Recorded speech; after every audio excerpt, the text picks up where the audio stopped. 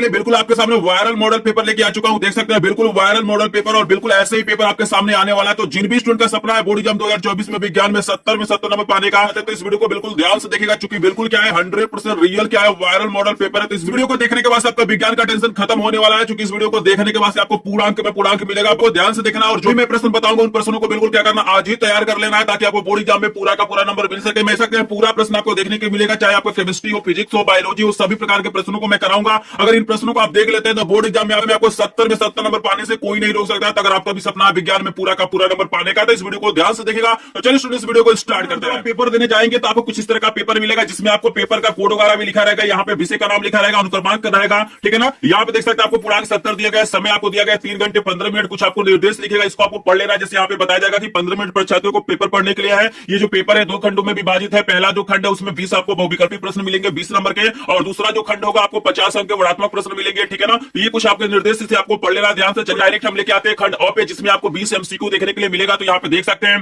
कि आपको viral paper का जो पहला प्रश्न दिया गया खंड अ का, देख सकते हैं एमसीक्यू प्रश्न है। प्रश्न काफी इंपॉर्टेंट है। प्रश्न कह रहा है कि भैया एक अवतल दर्पण की फोकस दूरी 15 सेंटीमीटर है, तो दर्पण की वक्रता त्रिज्या आपको बताना है। ध्यान से इस प्रश्न को देखना है। प्रश्न देखने में बहुत आसान लग रहा है। यहाँ पे आपको दिया गया है कि एक अवतल दर्पण, तो याद देखिए अवतल दर्पण की जो फोकस दूरी होती है ऋणात्मक होती है, तो -15 सेंटीमीटर है। आपसे पूछा जा रहा है भाई इसका वक्रता त्रिज्या बताइए। तो यहाँ पे फोकस दूरी और वक्रता त्रिज्या में एक रिलेशन होता है। वक्रता त्रिज्या जो होता है फोकस दूरी का दुगुना होता है। तो यहाँ पे आर बराबर क्या हो जाएगा 2 गुणे यहाँ पे हो जाएगा -15, यानी आर बराबर आपको हो जाएगा -30 सेंटीमीटर। तो चिन्ह का विशेष आपको ध्यान रखना है, क्योंकि यहाँ पे क्या है अवतल दर्पण है, तो फोकस दूरी क्या होती है ऋणात्मक होती है, आपको याद रखना है। तो आप देख सकते हैं पहला ऑप्शन में दिया था 15 सेंटीमीटर, दूसरा में दिया गया था -15 सेंटीमीटर, तीसरा आपको -30 सेंटीमीटर और चौथा आपको दिया गया था 30 सेंटीमीटर। तो यहाँ पे गौ वाला ऑप्शन बिल्कुल करेक्ट हो जाएगा। आई होप आपको समझ में आ रहा होगा। बिल्कुल एक एक प्रश्न आपको समझ में आएगा। पूरा पेपर है 100% रियल क्या है वायरल मॉडल पेपर है। तो इस वीडियो को बिल्कुल आपको स्किप नहीं करना है। इस वीडियो को देखने के बाद आपको विज्ञान का बिल्कुल टेंशन खत्म होने वाला है। अभी पता चल जाएगा कि विज्ञान का पेपर कैसा आएगा, कैसा प्रश्न आपसे पूछा जाएगा। तो खंड अ का प्रश्न नंबर 2 कराते हैं। देख सकते हो आपके सामने प्रश्न नंबर 2 भी आ गया। प्रश्न नंबर 2 कह रहा है कि निम्न में से ये प्रतिरोधी लिखा गया, लेकिन यहाँ पे ध्यान दीजिएगा यहाँ पे प्रतिरोधकता है। आपको बताना है कि प्रतिरोधकता इसको कहते हैं प्रतिरोधकता, जिसको हम लोग कहते हैं विशिष्ट प्रतिरोध, और इसको हम लोग दिखाते हैं रो से। तो इसका आपको बताना है कि मात्रक क्या होगा। यहाँ पे 4 ऑप्शन दिया गया है। पहला दिया गया ओम मीटर,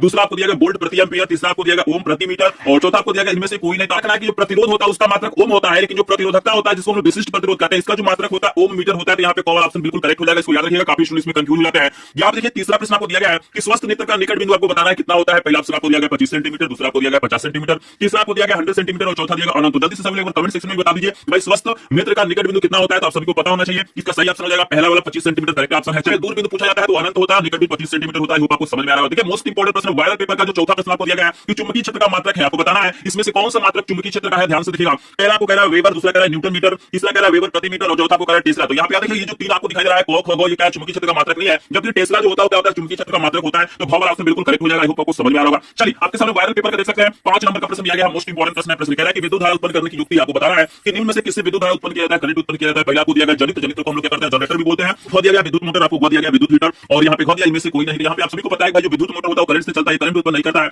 विद्युत हीटर भी क्या होता है करंट से चलता है, लाइट से चलता है। जबकि आपका जो जनित्र होता है क्या करता है, जब चलता है तो यहाँ से क्या होता है बिजली उत्पन्न होता है, विद्युत धारा उत्पन्न होता है। तो जनरेटर आपका करेक्ट ऑप्शन हो जाएगा। आई होप आपको ये प्रश्न समझ में आ रहा है। एक एक प्रश्न को ध्यान से समझना है क्योंकि बिल्कुल वायरल पेपर है और ऐसा ही पेपर आपके सामने आने वाला है। तो बिल्कुल इस वीडियो को स्किप नहीं करना है। अगर आपका भी सपना होगा विज्ञान में पूरा का पूरा नंबर पाने के लिए। तो यहाँ पे ध्यान से देखिए 6 नंबर का प्रश्न कह रहा है कि निकट दृष्टि दोष निवारण के लिए चश्मे में प्रयोग करना चाहिए। आपको बताना है किसी व्यक्ति के आंखों में क्या होता है निकट दृष्टि दोष हो जाता है, उसके निवारण के लिए उसको कौन सा चश्मा देना चाहिए। पहला ऑप्शन आपको दिया गया अवतल लेंस, दूसरा आपको दिया गया अवतल दर्पण और यहाँ पे तीसरा दिया गया उत्तल लेंस और यहाँ पे दिया गया उत्तल दर्पण। सभी को पता होना चाहिए चश्मा में दर्पण का उपयोग नहीं किया जाता, वहाँ पे लेंस का उपयोग किया जाता है। तो ये दोनों ऑप्शन हमारे गलत हो जाएंगे। अब बचा इसमें तो यहाँ पे देखिएगा निकट में आपका अवतल लेंस का प्रयोग किया जाता है और आपका दूर दृष्टि दोष के निवारण के लिए क्या करते हैं उत्तल लेंस का प्रयोग करते हैं। आई होप आपको समझ में आ रहा होगा। चलिए यहाँ पे 6 नंबर का प्रश्न आपको समझ में आ गया। आपके साथ 7 नंबर का प्रश्न आ गया वायरल पेपर का देख सकते हैं। मोस्ट इंपोर्टेंट बिल्कुल न्यू वायरल पेपर है, पुराना ओल्ड में नहीं करा रहा, बिल्कुल न्यू सिलेबस आपका है 2023-24 उस आपको वायरल पेपर कराया जा रहा है। बिल्कुल फेक वायरल पेपर नहीं है, बिल्कुल 100% रियल वायरल मॉडल पेपर है। आपको याद रखना यूपी बोर्ड एग्जाम 2024 के लिए ये वीडियो आपके सबसे ज्यादा इंपोर्टेंट है। यूट्यूब पे ढूंढ लीजिएगा, बहुत सारे लोग क्या करें पुराना जो मॉडल पेपर उसको करा रहे हैं, ढूंढ लीजिएगा कहीं भी क्या होगा न्यू वायरल पेपर आपको नहीं मिलेगा। सभी लोग पुराना वाला ही करा रहे हैं, बिल्कुल नया वाला आप इस चैनल पे देख रहे हैं। आगे चल के आपको बहुत सारे विषयों का वायरल पेपर कराया जाएगा। तो बिल्कुल आपको टेंशन लेने की जरूरत नहीं, आपको फ्री में लाइव क्लासेस भी प्रोवाइड किया जाता है। डेली सभी विषयों की तैयारी कराया जाता है। आप चैनल को सब्सक्राइब करेंगे और सभी विषयों को वायरल मॉडल पेपर का पीडीएफ नोट पाने के लिए हमारे ग्रुप को ज्वाइन करेंगे, जिसका लिंक आपको डिस्क्रिप्शन में दिया गया है।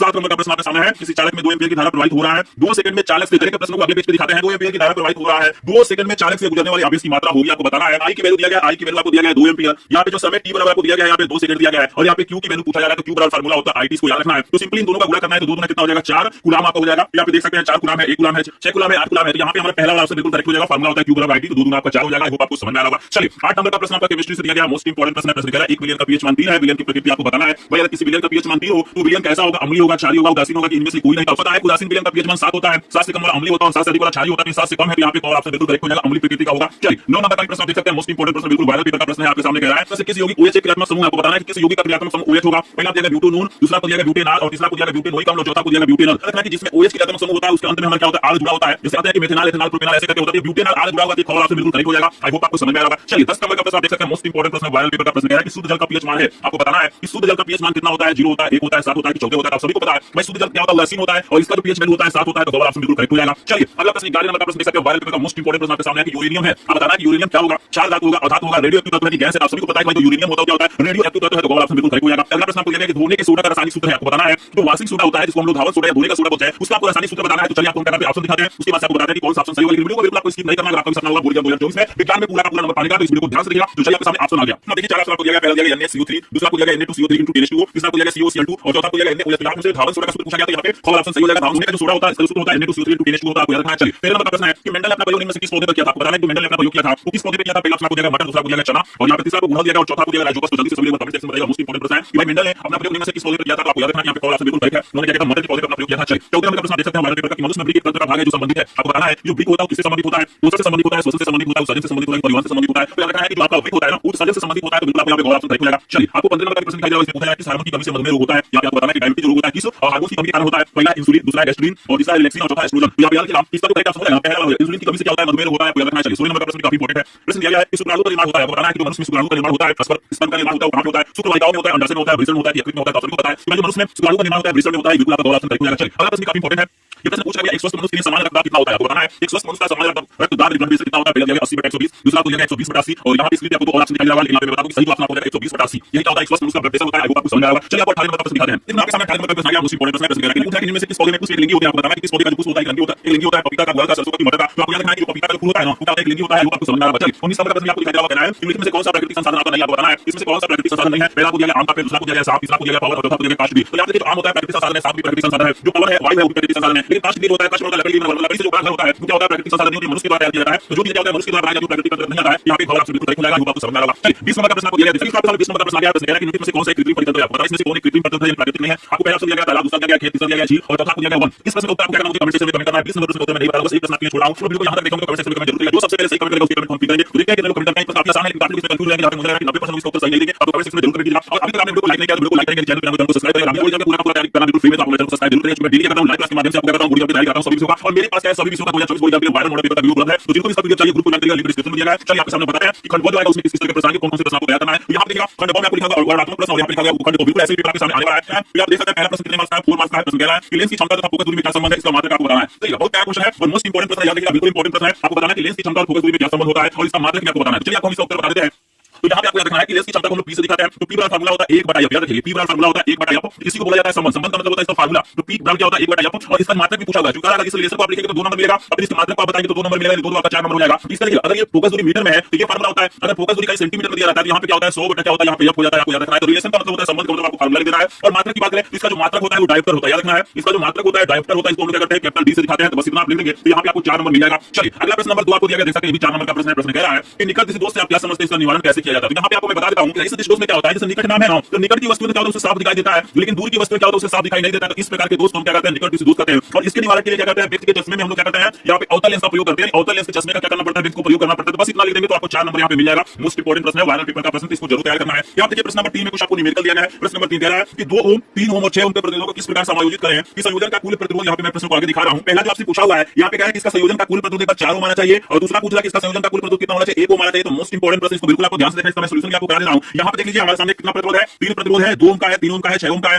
भाई इसी तरह से आप जोड़िए, चाहे श्रेणी क्रम में जोड़िए, समांतर क्रम में जोड़िए, लेकिन एक बारी तुल्य प्रतिरोध 4 ओम आना चाहिए और एक बारी तुल्य प्रतिरोध क्या होना चाहिए, 1 ओम आना चाहिए। तो इसको हम सॉल्व करके आपको दिखाते हैं। आप देख सकते हैं कि आपके सामने मैं प्रश्न को भी लगा देता हूं। यहाँ पे देख सकते हैं R1 की वैल्यू आपको 2 ओम दिया गया, R2 की वैल्यू 3 ओम है और यहाँ पे R3 की वैल्यू 6 ओम है। पहला कह रहा है हमें तुल्य प्रतिरोध 4 ओम लाना है। तो देखिए यहाँ पे आपको करना क्या है कि 4 ओम लाने के लिए आपको R2 और R3 को समांतर क्रम में जोड़ना है। आप लिखिएगा R2 तथा यहाँ पे लिखना R3 को समांतर क्रम में जोड़ने पर, समांतर क्रम में जोड़ने पर। तो देखिए समांतर क्रम में जोड़ेंगे तो यहाँ पे इसका तुल्य पद 1/r' मान लेते हैं, तो यहाँ पे हो जाएगा 1/r' हो जाएगा 1/r2 प्लस 1/r3। ये समांतर क्रम के लिए क्या होता है, फार्मूला होता है। 1/r' यहाँ पे क्या हो जाएगा 1/3 प्लस 1/6 हो जाएगा, और जब इसको आगे सॉल्व करेंगे तो हो जाएगा 1/r' बराबर यहाँ पे लॉस इसका 6 हो जाएगा, और 3 से भाग करेंगे 2 और 6 से भाग करेंगे तो 1। तो सिंपली आपको समझ में आ रहा है, यहाँ पे 1/r' बराबर यहाँ पे लिख लीजिए, सिंपली आपका हो जाएगा यहाँ पे 3/6, और यहाँ पे काटेंगे तो 3 एकम 3 3 दूना 6, यानी आपका हो जाएगा 1/r' बराबर हो जाएगा 1/2। फिर जब गुणा करेंगे तो r' यहाँ पे कितना हो जा रहा है 2 आ जा रहा है, लेकिन हमें 2 पूरी लाना है, हमें तो 4 लाना है ना। तो यहाँ पे देखिएगा r' की वैल्यू हमारा 2 आ गया, और यहाँ पे हम देख रहे हैं कि r1 की वैल्यू क्या है 2 है, क्योंकि हम इन दोनों को लिए हैं। अब ये तो बचा हुआ है ना, हम क्या करते हैं ना, r1 और r' को श्रेणी क्रम में जोड़ लेते हैं। यहाँ पे आपको लिखना है, ध्यान से देखिएगा, यहाँ पे लिखना क्या है कि r1 तथा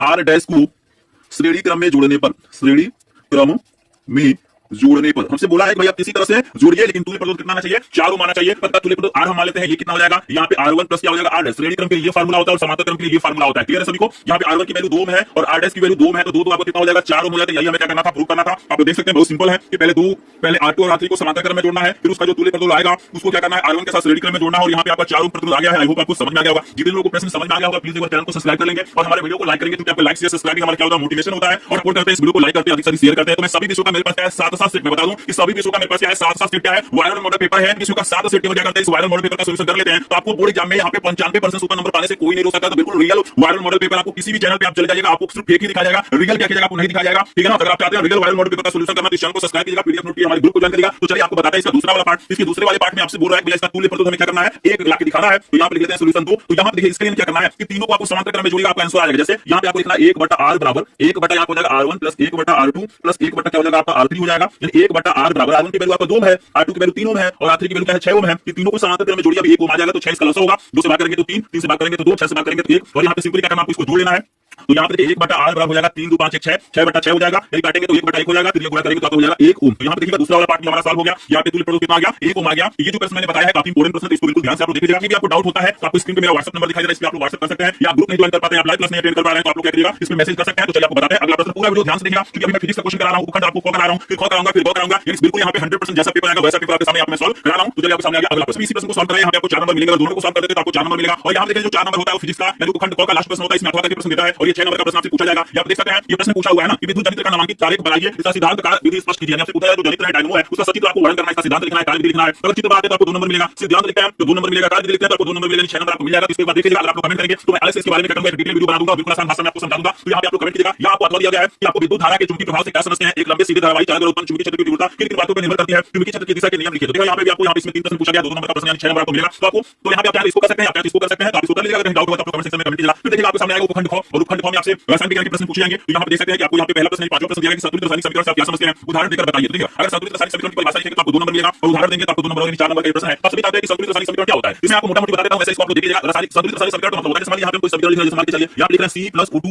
दीप से हमारा क्या हो जाएगा CO2। तो यहाँ पे आप ध्यान देंगे यहाँ पे कार्बन का 1 परमाणु है और ऑक्सीजन का 2 परमाणु है, ठीक है ना। और इधर देखिए कार्बन का 1 परमाणु है, ऑक्सीजन का 2 परमाणु है। ये समीकरण हमारा क्या है, संतुलित है, यानी जिसमें क्या होता है विकारक और उत्पाद के परमाणुओं की संख्या क्या होती है, बराबर होती है। वही हमारा क्या होता है रासायनिक समीकरण, वही हमारा क्या होता है संतुलित रासायनिक समीकरण होता है। स्क्रीन पे मैं इसका परिभाषा कुछ उदाहरण लगा देता हूं, वहां पे आप लोग देख सकते हैं। चलिए प्रश्न नंबर 6 आपको दिया गया है कि प्लास्टर ऑफ पेरिस बनाने की विधि और इसका 2 उपयोग आपको बताना है। तो यहाँ देखिए ये भी 4 नंबर का है, 2 नंबर इसकी विधि आपको मिलेगा, मतलब विधि का मतलब होता है समीकरण आपको लिखना है और 2 उपयोग आपको बताना है। तो प्लास्टर ऑफ पेरिस बनाने का आपको समीकरण स्क्रीन पे दिखाई दे रहा है, इसकी मदद से आप आसानी से लिख सकते हैं, बहुत आसान है, ठीक है ना। यानी जिप्सम को जब हम क्या करते हैं गर्म करते हैं तो यहाँ पे क्या होता है प्लास्टर ऑफ पेरिस बनता है, आपको याद रखना बहुत आसान समीकरण है। और यहाँ पे उपयोग की बात करें तो आप सभी जानते हैं इसका उपयोग किया जाता है, डॉक्टर क्या करते हैं हड्डियों को जोड़ने में करते हैं, मूर्तियां खिलौने बनाने में इसका उपयोग किया जाता है, सांचा वगैरह बनाने में इसका उपयोग किया जाता है, ठीक है ना। तो इसका बहुत आसान है, यहाँ पे आसानी से लिख सकते हैं स्क्रीन की मदद से। तो 4 यहाँ पे 4 नंबर आपको यहाँ पे मिल जाएगा। चलिए यहाँ पे 7 नंबर का प्रश्न देखिएगा, आपको 6 नंबर का प्रश्न है, मोस्ट इंपोर्टेंट प्रश्न है। यहाँ पे अथवा करके आपको दिखा, यहाँ पे पूछ रहा है कि 4 और अम्ल से आप क्या समझते हैं, 4 और अम्ल का आपको परिभाषा देना है। और यहाँ पे इसमें बहुत पूछा है कि दैनिक जीवन में पीएच का 2 उपयोग होता है, पीएच वैल्यू का आपको उपयोग बताना है। तो ध्यान से देखिएगा कि जब अम्ल और क्षार की परिभाषा लिखेंगे तो आपको 2 नंबर मिलेगा, और उदाहरण भी लिखेंगे तो यहाँ पे आपको 2 नंबर और मिलेगा, और दैनिक जीवन में पीएच का उपयोग लिखेंगे तो आपको 2 नंबर मिलेगा, 6 नंबर यहाँ से क्या होगा आसानी से आपको मिल जाएगा। या अथवा को दिया गया है कि आप चाहे इसमें से टिप्पणी लिख सकते हैं, जैसे देखिए 6 नंबर का 2 नंबर है, 2 नंबर है, 2 नंबर है। तो समझाती श्रेणी संयोजन क्रिया और इसकी तरफ आपको क्या करना है, टिप्पणी लिखना है। तो आई होप आप कर सकते हैं, किसी भी प्रश्न में डाउट होगा तो कमेंट सेक्शन में कमेंट कीजिएगा। ऑलरेडी मैंने क्या किया है, ये टिप्पणी लिखने का एक वीडियो मैंने डाल दिया, तो आप लिस्ट में जाएंगे तो आपको मिल जाएगा। तो चलिए आपको अगला खंड कराते हैं, यानी हमारा खंड अब आपके सामने आएगा, इसमें बायोलॉजी के मोस्ट इंपोर्टेंट प्रश्न होंगे, उनको जरूर ध्यान दीजिएगा। इस पेपर का पूरा सॉल्यूशन अगर आप करना चाहते हैं तो चैनल को सब्सक्राइब करके कमेंट सेक्शन में कमेंट कीजिएगा कि इसका पूरी बार क्या कीजिए सॉल्यूशन करा दीजिए, मैं अलग से वीडियो बना दूंगा। तो आप लोग कमेंट जरूर कीजिए, इस वीडियो को लाइक करिएगा, अधिक से अधिक शेयर करिए, मतलब जितना वीडियो को सपोर्ट करेंगे उतना ही जल्दी मैं पेपर का सॉल्यूशन करा दूंगा और इसका फुल सॉल्यूशन करा दूंगा। तो देखते हैं कितने लोग क्या करते हैं, लाइक करते हैं, शेयर करते हैं, सब्सक्राइब करते हैं। आपको क्या करते हैं अगला प्रश्न बताते हैं। देखिए आपके सामने खंड 2 आ गया है, इसमें आपसे बायोलॉजी के प्रश्न पूछ लेंगे। यहाँ पे जो आपको 8 नंबर का प्रश्न कह रहा है कि स्वपोषी पोषण से आप क्या समझते हैं, स्वपोषी पोषण के लिए आवश्यक परिस्थितियों का नाम लिखना है। तो यहाँ पे देखिएगा अगर इसका परिभाषा लिखेंगे तो 2 नंबर मिलेगा, और इसकी परिस्थितियों का नाम लिखेंगे तो 2 नंबर मिलेगा। तो यहाँ पे इसको आप लोग आसानी से कर सकते हैं, जैसे पौधे वगैरह होते हैं अपना भोजन सेम बनाते हैं, तो स्वपोषी पोषण करते हैं। और स्वपोषी पोषण के लिए क्या आवश्यक है, कार्बन डाइऑक्साइड आवश्यक है, सनलाइट आवश्यक है, जल आवश्यक है, इसी बारे में पढ़ लीजिएगा, ठीक है। मैं कोशिश कर रहा हूं स्क्रीन पे आने के लिए, स्क्रीन के माध्यम से आप देख सकते हैं। और अगला आपको कह रहा है कि भाई परिवार नियोजन से आप क्या समझते हैं, परिवार नियोजन की अस्थायी और अस्थायी विधियों का नाम बताना है। तो सभी जानते हैं कि परिवार की संख्या को कम करना, बच्चों की संख्या को कम करना क्या होता है, परिवार नियोजन होता है। और इसके बहुत सारी विधियां आती है, जैसे कंडोम का उपयोग होता है, बहुत सारा ऑपरेशन भी होता है, कुछ गोलियां भी आती हैं। इसको एक बार देख लीजिएगा, आपको इसका उत्तर मिल जाएगा, कहीं भी डाउट होगा तो कमेंट सेक्शन में कमेंट कीजिएगा। चलिए 10 नंबर का जो प्रश्न आपको तैयार करना है कि पादप हार्मोन क्या है, तीन का नाम लिखिए, उनका कार्य लिखिए, इसको देखिए 4 नंबर का प्रश्न। ये भी उत्तर आपको क्या होगा, आपके बुक में मिल जाएगा, इसको देख लेना। और मोस्ट इंपोर्टेंट जो प्रश्न आपको 6 नंबर का प्रश्न आपसे बॉडी में पूछा जाएगा, मानो कि हर जनतंत्र का सचित्र वर्णन करना है, और आपको एक और दिया गया, आप इसको करिए, इसको कर सकते हैं। आप पाचन तंत्र का नामांकित करवाइए, पाचन क्रिया का विवरण दीजिए, तो दोनों में से कोई आप एक कर सकते हैं। अगर इन प्रश्नों का अगर आप तैयार कर लेते हैं, यहाँ पे बोर्ड एग्जाम में आपको यहाँ पे 100 में 100 नंबर पाने से कोई नहीं रोक सकता है। क्या होगा कि बोर्ड एग्जाम 2024 में आपके सामने किस तरह का पेपर, किस तरह का प्रश्न आने वाला है, अगर आपको भी लगता है ऐसे प्रश्न आपको बोर्ड एग्जाम में आ सकते हैं, तो इस वीडियो को बिल्कुल लाइक कर दीजिएगा और अधिक से अधिक स्टूडेंटों के पास शेयर करिए ताकि सभी को लाभ हो सके। चलिए मिलता है नेक्स्ट वीडियो में, लेकिन आपको कोई सवाल होगा तो कमेंट सेक्शन में जरूर पूछिएगा। वीडियो में तब तक के लिए धन्यवाद।